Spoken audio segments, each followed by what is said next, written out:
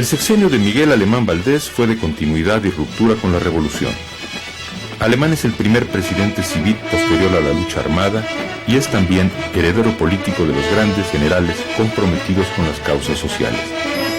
Desde el poder pudo instrumentar su proyecto de desarrollo, el cual sentó las bases del México moderno. Con el voto del gran elector, el presidente saliente Manuel Ávila Camacho, Alemán inició, más que una gira electoral, un largo y desbordado festejo a manera de gran obertura de su sexenio.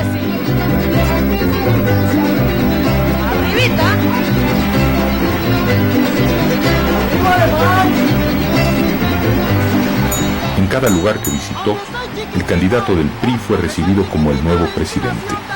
A lo largo de aquel rito de legitimación popular, además de los encendidos discursos por parte del equipo de campaña, hubo muestras de lo que sería el pragmatismo alemanista.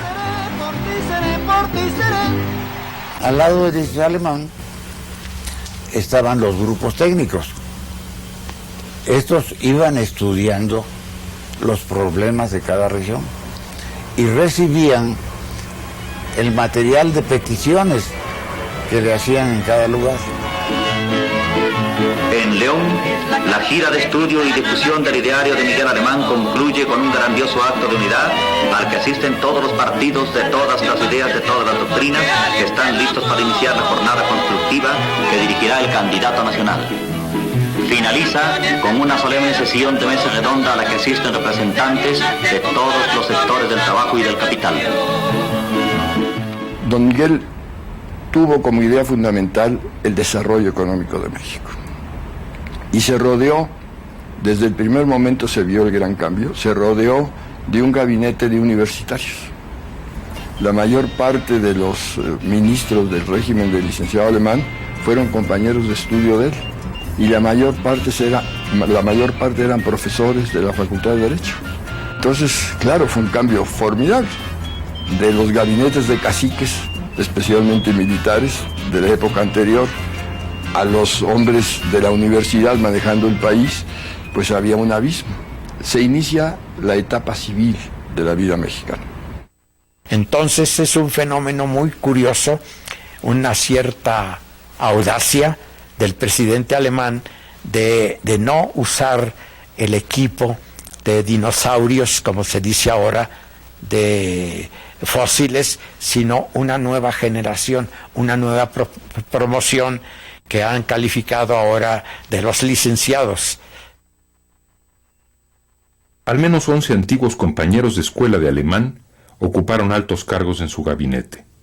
Alemán, el cachorro de la revolución, se apoderó del mito universitario. Pero no los nombraba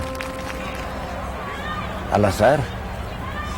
Él demandaba el currículo de cada uno de ellos, de manera que los nombró a sabiendas de que eran gentes muy responsables y muy capaces.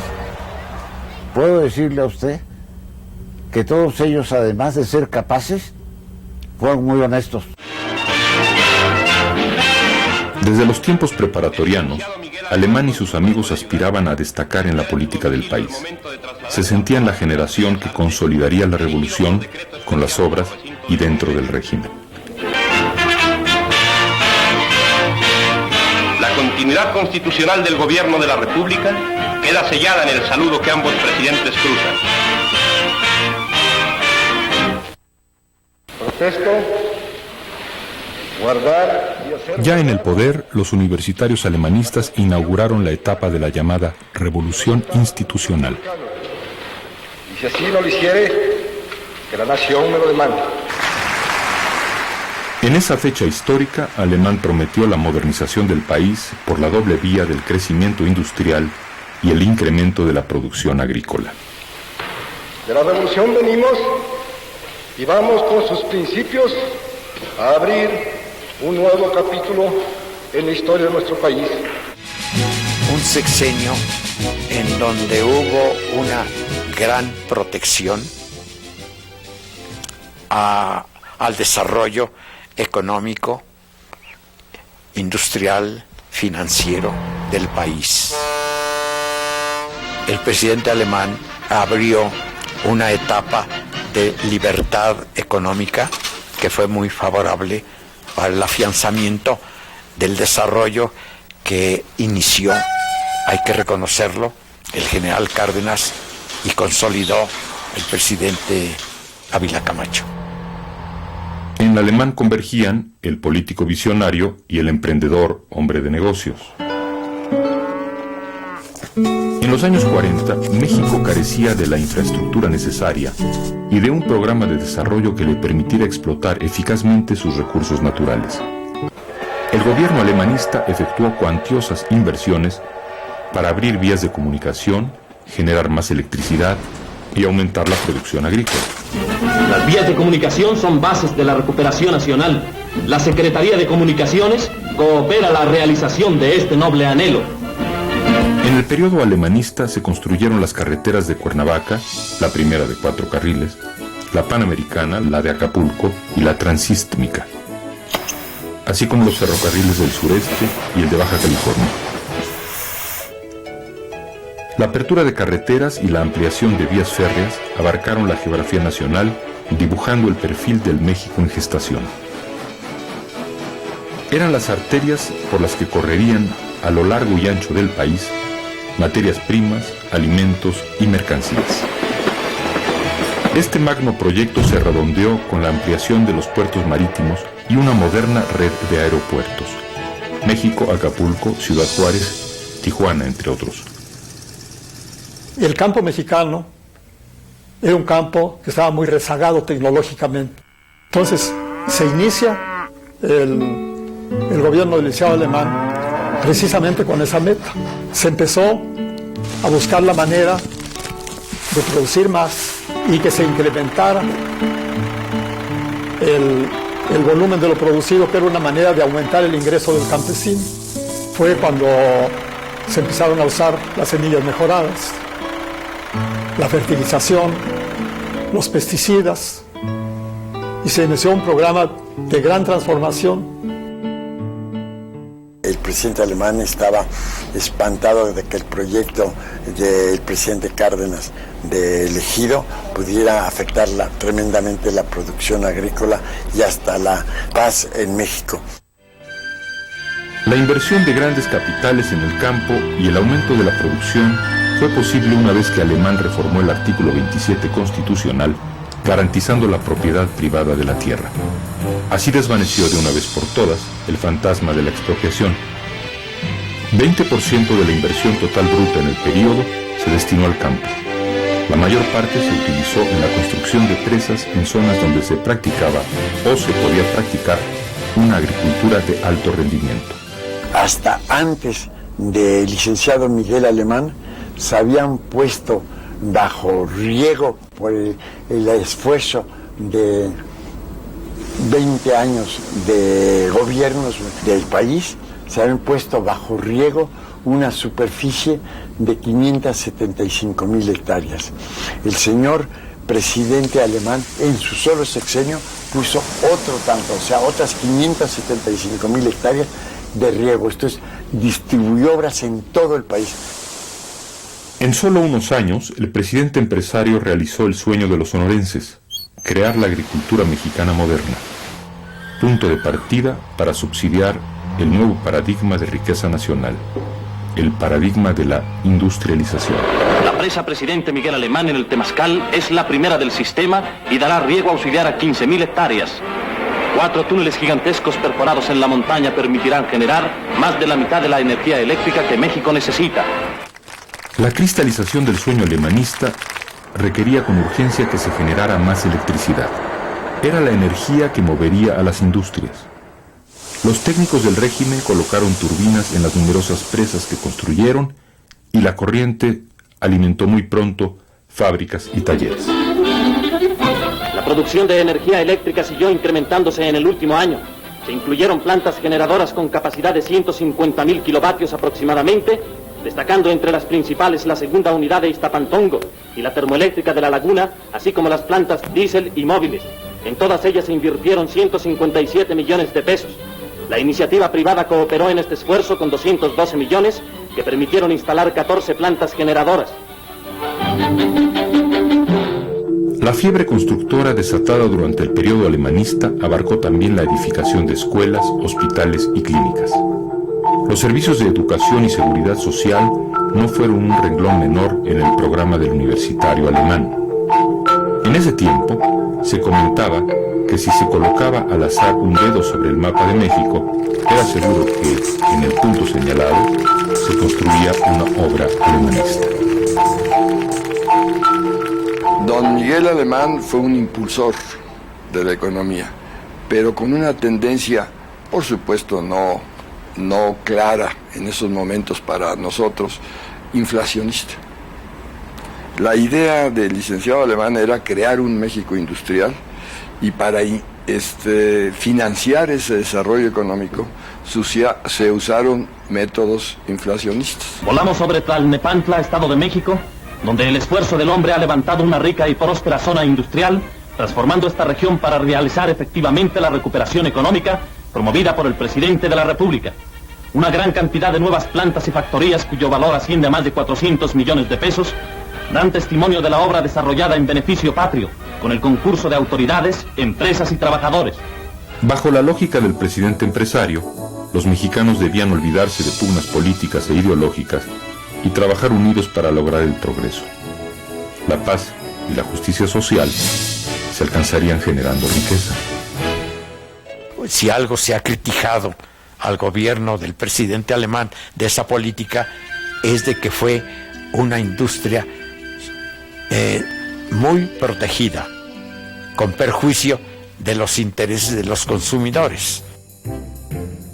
El crecimiento que experimentó la industria en ese periodo no tiene parangón en la historia de México. En 1940 había 13,000 fábricas en el país.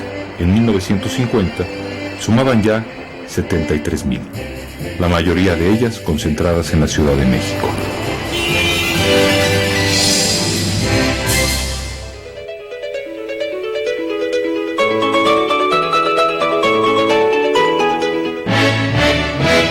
El paradigma alemanista, antes que industrial, era urbano, y urbano de la Ciudad de México, cuya fisonomía se transformó vertiginosamente como resultado del crecimiento industrial.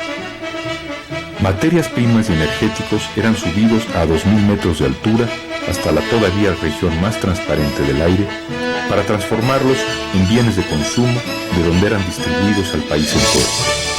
Como en los tiempos de los aztecas, la ciudad volvió a ser el centro de toda actividad en México. El espíritu creador de la gran urbe azteca se desborda entrelazando la poesía del pasado y el progreso del presente en esta majestuosa avenida flanqueada por árboles centenarios y que va desde el centro de la ciudad a las famosas lomas de Chapultepec. La urbanización de la Ciudad de México se convirtió en la metáfora de la modernidad alemanista. Se inició entonces el acelerado crecimiento que transformó a la capital del país en una megalópolis. Se abrió la avenida División del Norte, se continuó la de los Insurgentes, el río de la Piedad, una vez entubado, se convirtió en el viaducto Miguel Alemán, primera vía rápida con pasos a desnivel. Grandes calzadas unieron a la capital con todos los pueblos del Valle de México. Se construyeron también conjuntos habitacionales para trabajadores que fueron bautizados con el nombre del presidente o de su esposa o de sus amigos. La arquitectura privada abrió la exclusiva colonia residencial Jardines del Pedregal de San Ángel, donde varios políticos alemanistas fincaron sus mansiones. Entre ellos dos futuros presidentes, Adolfo López Mateos y Gustavo Díaz Ordaz. El Pedregal se convirtió en la colonia de la revolución institucional. No lejos de ahí, Alemán erigió la obra que sería el fiel espejo de su grandeza, pero también de su megalomanía, la ciudad universitaria. El presidente de la República, en compañía del doctor Subirán, rector de la universidad, visita la Academia de San Carlos para estudiar los proyectos de la ciudad universitaria que aprueban, ordenando su inmediata realización. El ingeniero del Moral explica que los planos y la gran maqueta son obra colectiva de profesores y estudiantes distinguidos. El gobernador del distrito ofrece urbanizar los terrenos del Pedregal de San Ángel, donde se realizará el anhelo de todos los universitarios. Él pensaba que en la Ciudad de México se deberían de crear 4 ciudades universitarias y 4 ciudades satélites. A él, desgraciadamente, le tocó nada más desarrollar una ciudad universitaria y una ciudad satélite.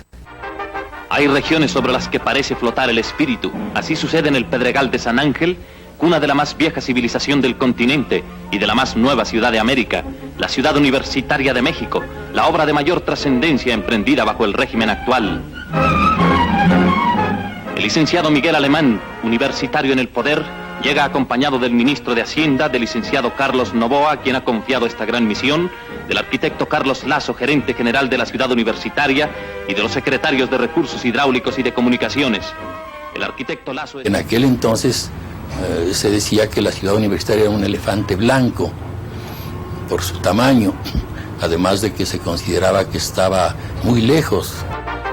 En la Ciudad Universitaria de México, 10.000 albañiles, canteros y peones que laboran en su construcción se reúnen durante imponente banquete en ocasión de la tradicional fiesta de la Santa Cruz.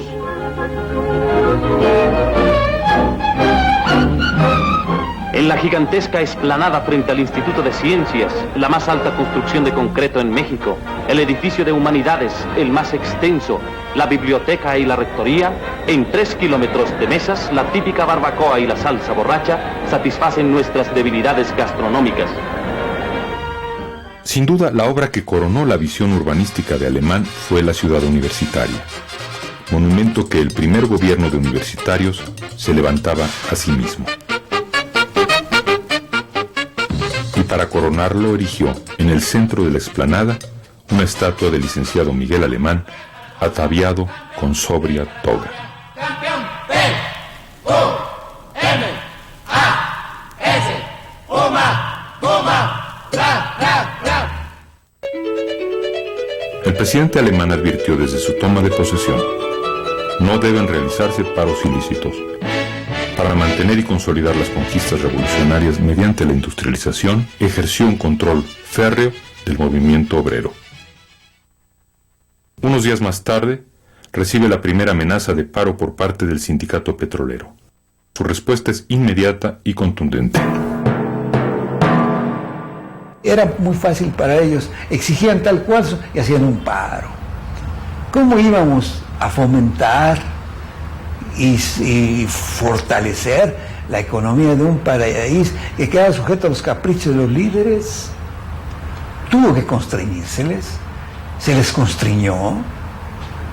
Inclusive el ejército en un momento dado tomó las gasolineras y no se paró ni un día ni horas el reposo nacional y la entrega de combustibles y demás. La madrugada del 19 de diciembre, los soldados ocuparon las instalaciones de la refinería de Azcapotzalco y el local del sindicato. A raíz de estas acciones, los petroleros aceptaron el incremento salarial que les ofrecía el gobierno. La sección 34, la más importante de trabajadores petroleros, ofrece un homenaje al presidente de la República y al licenciado Ramírez Vázquez, subsecretario del Trabajo, por la forma en que resolvió justa y equitativamente el reciente conflicto económico.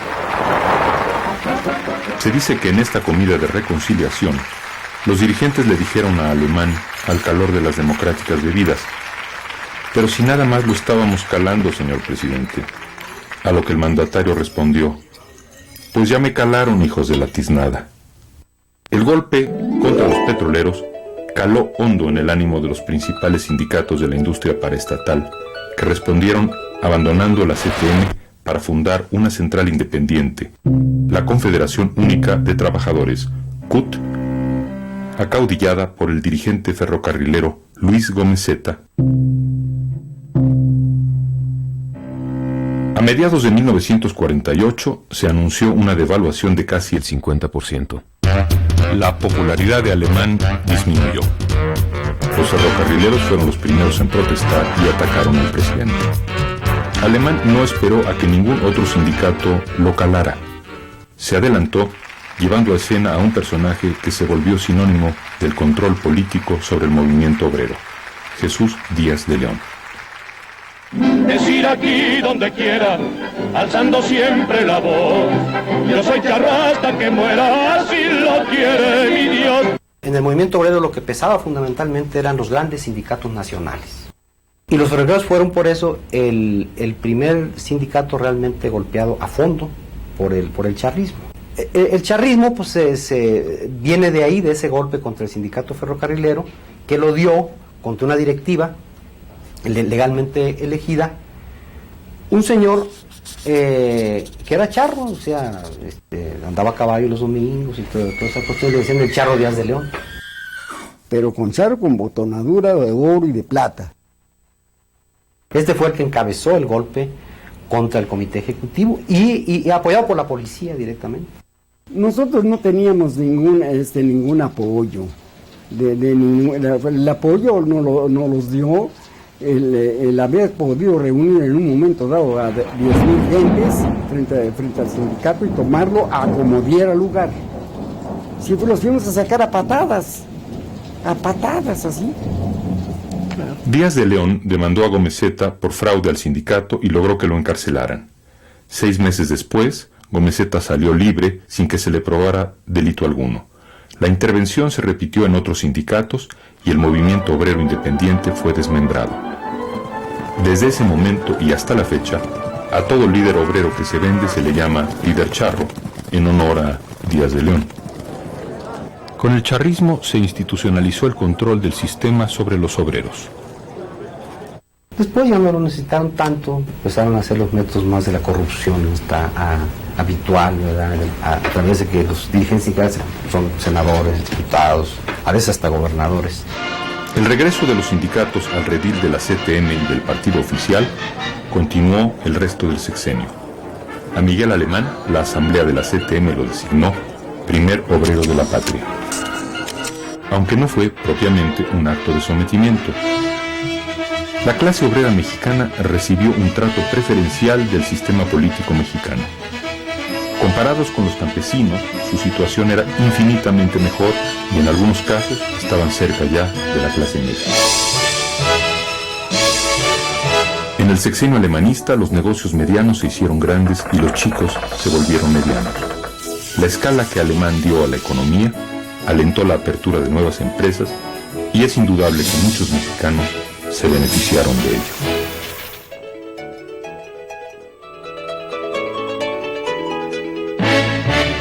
Así como las obras del presidente empresario abarcaron la geografía nacional, las historias en torno a la corrupción en tiempos de Alemán llenarían volúmenes. En México era público que había críticas de distinto orden para de frivolidad, de mala conducta, de enriquecimiento ilícito por parte de algunos amigos del licenciado Alemán. Se dice el licenciado Alemán inventó la corrupción, pero la corrupción es connatural al hombre y viene de atrás, porque hay casos de corrupción desde el principio de la vida de México. En la modernidad alemanista, contratismo y corrupción crecieron como almas gemelas de la inversión pública. Muchos amigos del presidente se hicieron ricos gracias a concesiones oficiales, no necesariamente ilegales, aunque sí inmorales. No había corrupción, había negocios de políticos, ni siquiera de los políticos principales, sino de los políticos colaterales, amigos del licenciado Alemán, que tenían empresas, que tenían negocios. Pero ahí, pues ¿a quién corrompían? Entre ellos mismos, no tenían trato directo en el gobierno. Claro que pues en el gobierno los atendían, por algún motivo los atendían. El principal motivo era que eran amigos del licenciado Alemán. Y entonces surgieron pues versiones en contra de tal o cual amigo, varios de los amigos del licenciado Alemán, que hacían negocios, que pasaban contrabandos, que tenían empresas, que sacaban, desde aquella época, que sacaban dólares. El semanario Presente denunció en artículos, reportajes y caricaturas la corrupción y la rapiña practicada por los amigos del presidente, a quienes llamó los tan prontistas, pues tan pronto ocupaban un puesto público, se enriquecían. Un caso sonado fue el del entonces subdirector médico del Seguro Social, quien en complicidad con el director incluyó en el cuadro básico de medicamentos de la institución varios de los productos elaborados por los laboratorios Vitamex, de su propiedad. Jorge Pasquel, amigo de la infancia de Alemán, distribuía la gasolina en la Ciudad de México y contaba con jugosas concesiones en las aduanas. Para el cambio de vía angosta a vía ancha en todas las líneas férreas del país, el gobierno compró los rieles a otro amigo del presidente, Enrique Parra Hernández. Las millonarias ganancias generadas por estos negocios son aún hoy desconocidas.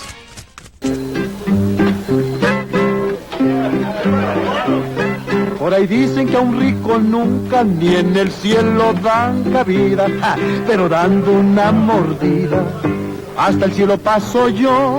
Al que tiene su buena lana no le encuentran ni un pecado. Si yo estaba condenado, ya encontré mi salvación. El que lo tiene y llega a tener, loco de gusto se quiere volver. Que me chille el vulgo y al cabo y que, si con lana lo callaré. Vivimos en el cieno, declararía en 1952 el líder obrero Vicente Lombardo Toledano, 1000 veces arrepentido de haber acuñado la fórmula el cachorro de la Revolución Mexicana. Lombardo agregaba: la mordida, el atraco, el cohecho, el embute, son una serie de nombres que se han inventado para calificar esta práctica inmoral. La justicia hay que comprarla, primero al gendarme, luego al Ministerio Público, luego al juez, luego al alcalde, luego al diputado, luego al gobernador, luego al ministro, luego al secretario de Estado. Lombardo no dijo luego al presidente de la República, pero en verdad no hacía falta. Las denuncias de Presente continuaron. El gobierno le suprimió la entrega de papel y alguien destruyó después el equipo con que se imprimía. Su director, Jorge Piñó Sandoval, ante el riesgo de ser asesinado o encarcelado, cerró la revista después del número 36 y emigró a Argentina. Los nuevos ricos se comportaban como tales, construían mansiones de película y organizaban bacanales romanas. Como amiga íntima de Fernando Casas Alemán, Irma Serrano disfrutó de esos excesos. A mis ojos todo se desarrollaba alegre, era champán, rodaba el champán, caviar, no tienen una casa especial para sus fiestas, para este tipo de fiestas, pero le digo, yo asistía también a la fiesta de las señoras, y las señoras se mostraban muy complacidas, es más, que no fuera yo, sobre todo cuando Fernando iba apuntando para presidente de la República. Los manteles de plata se lucían, y las alfombras también, para que pues la consentida del harem pasara. 15 años tenía Martina cuando...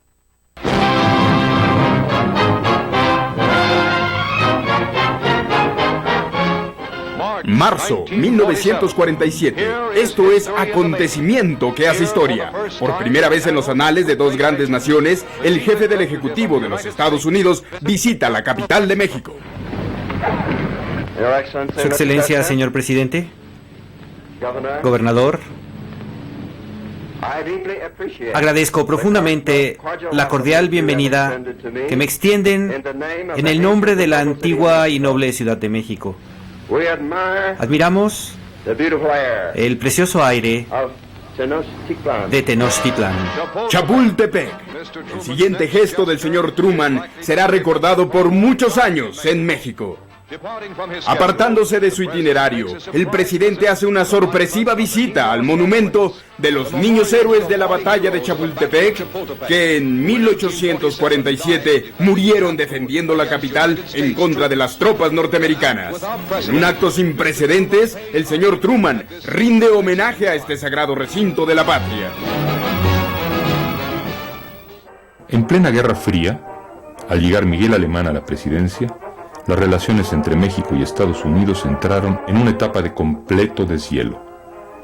Todavía en 1946, el embajador norteamericano Messerschmitt veía a Alemán demasiado comprometido con la izquierda como para apoyar su candidatura. Para salvar el escollo, Alemán se entrevistó en secreto con Guy Ray, primer secretario de la Embajada de Estados Unidos en México, y le aseguró que Lombardo Toledano, principal líder de la izquierda, no integraría su gabinete y que la ayuda financiera y técnica para la industrialización de México se buscaría en Estados Unidos, no en Gran Bretaña y menos aún en la Unión Soviética.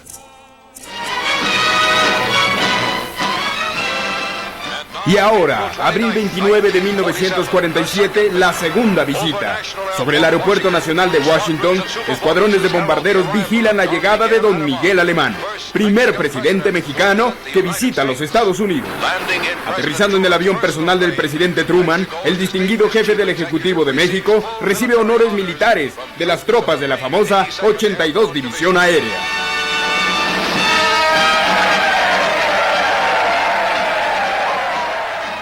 Los dos presidentes intercambian calurosos saludos, renovando la amistad que se inició en el viaje de Truman a México. El gabinete en su totalidad, militares y oficiales de alta jerarquía en el gobierno, se suman a la bienvenida del señor Alemán y su comitiva en el viaje presidencial.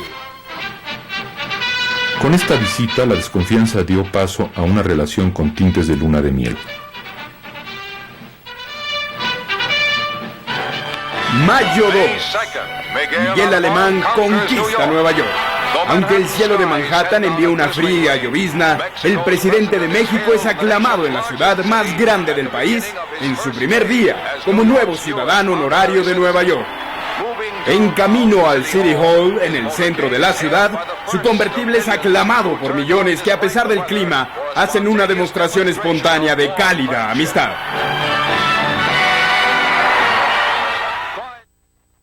Alemán invitó al capital estadounidense a invertir en México. Los Estados Unidos abrieron una línea de crédito de $150 millones a nuestro país y prestaron 56 millones adicionales para la reestructuración de los ferrocarriles.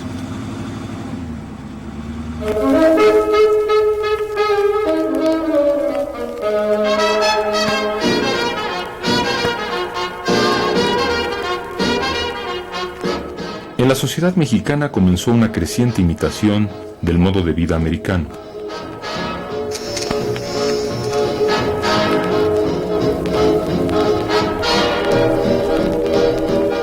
Pero como el de Alemán era un régimen emanado de la revolución, había que vestir a la modernización con ropajes de mexicanidad. El teatro de las masas dramatiza la redención del indio, de Orozco Rosales, con fuerte realismo plástico, al compás del huehuetl, el teponachtle y la chirimía cantando el poema.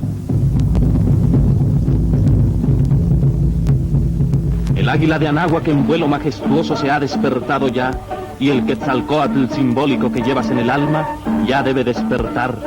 Sé tu propio destino, sé emoción, lucha, vigor, fuerza, grandeza. Busca en el esfuerzo tu liberación. Edúcate, progresa. Eres el brazo fuerte de la patria. Indio hermano, carne y sangre del pueblo. Tu destino te llama. Se venía diciendo, hay que hacer una corriente mexicana del arte. Mexicana. Es decir, ¿y qué quería decir esto de mexicana? Para ellos quería decir vuelta la vista hacia lo prehispánico, primordialmente. Pero en todo caso, hacia el folclore, hacia las manifestaciones populares de algo que pudiera ser utilizado culturalmente. El proyecto modernizador se alejaba de las metas sociales originales de la revolución. Tal vez por eso el régimen de Alemán alentó la creación de murales, danzas, sinfonías y otras manifestaciones artísticas que integraban la cultura oficial. Alemán encomendó al músico Carlos Chávez la creación del Instituto Nacional de Bellas Artes, desde donde el gobierno instrumentó la política cultural del sexenio. El presidente siguió la vieja receta porfirista de dar chambas y más chambas a los intelectuales para tenerlos agarrados de las tripas. Fuera de Manuel Gómez Morín, Vicente Lombardo Toledano, Daniel Cosío Villegas, José Revueltas y algunos cuantos más, los intelectuales jóvenes y viejos vivían dentro del presupuesto. En México, los límites internos al poder presidencial están marcados por el principio de la no reelección. Sin embargo, 6 años como Gran Tlatoani resultaron demasiado fugaces para el universitario alemán, quien en 1951 sondeó sutilmente las posibilidades de permanecer en el poder. Sí corrió el rumor y fue muy criticado el gobierno del licenciado Alemán porque algunos amigos empezaron a levantar arcos triunfales, florales, en algún motivo de algún viaje al presidente, y empezaron a halagar y a propalar la idea de que Alemán debería reelegirse o prorrogar su mandato. El movimiento reeleccionista cobró fuerza con la adhesión de dirigentes obreros y un grupo de diputados federales. El entonces subsecretario de Gobernación, Fernando Román Lugo, contó que el titular de esa dependencia, Adolfo Ruiz Cortines, le pidió al presidente que expresara claramente si pensaba reelegirse. Pues de ser así, deseaba sensibilizar a la opinión pública a favor de reformar la Constitución. Los alemanistas suprimieron muchos de los ideales de la revolución, pero cuando quisieron pasar por encima del ideal maderista de la no reelección, encontraron la oposición férrea de los viejos revolucionarios.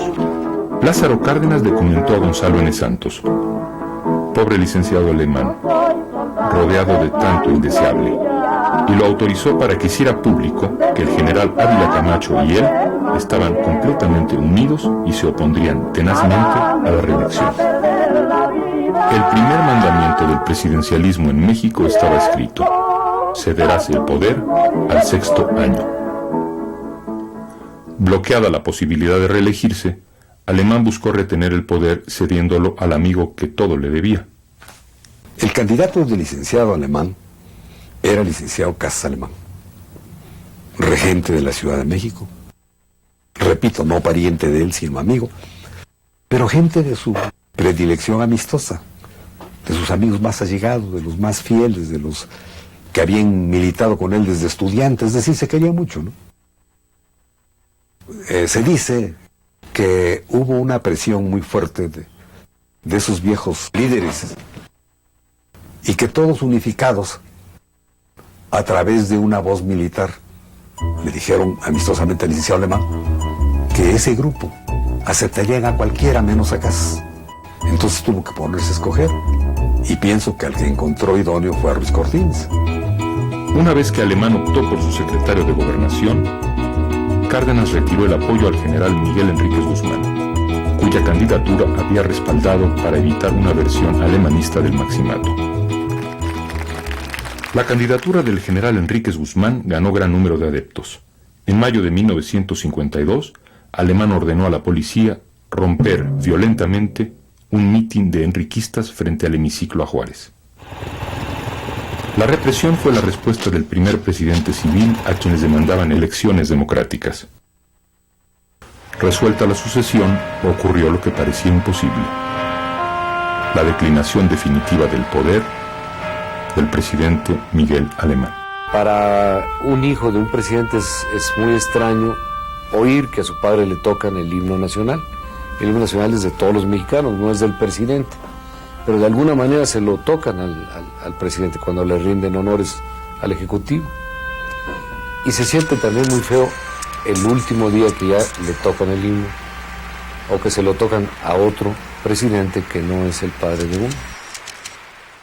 Y después de 6 años de perseguir el dorado alemanista de la modernidad, ¿cuál era la situación del país?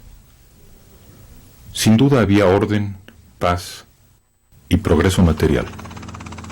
Pero en 1951, el intelectual Daniel Cosío Villegas escribió un dictamen severo.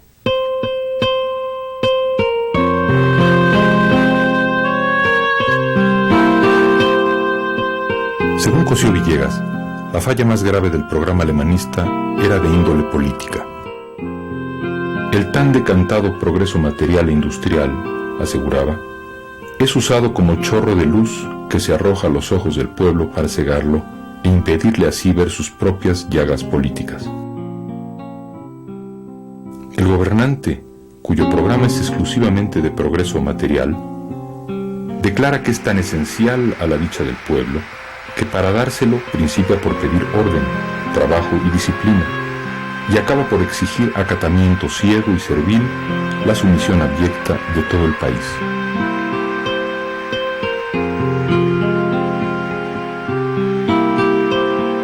Exige más el gobernante, continuaba Cosío Villegas. Exige el reconocimiento de que es obra personal suya todo ese progreso material, hecho no con su dinero, sino del país, no con sus manos, sino con las del obrero mexicano, y a un costo que, de conocerse a ciencia cierta, produciría un vértigo mortal. Exige, pues, que cada una de las obras lleve su nombre propio para que las generaciones futuras lo vean en todas partes como a un dios.